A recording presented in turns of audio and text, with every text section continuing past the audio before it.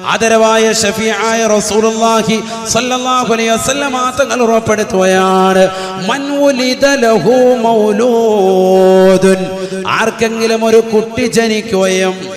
ഫസമ്മാഹു മുഹമ്മദാ, ആ കുട്ടിക്ക് മുഹമ്മദ് എന്ന് നാമകരണവും ചെയ്താൽ തബറുകം ബിസ്മി വഹുബ്ബൻ ലീ, എന്നോടുള്ള ഇഷ്ടവും അനുരാഗവും എന്നോടുള്ളതാകുന്ന മഹബ്ബത്തും വെച്ചുകൊണ്ടാണ്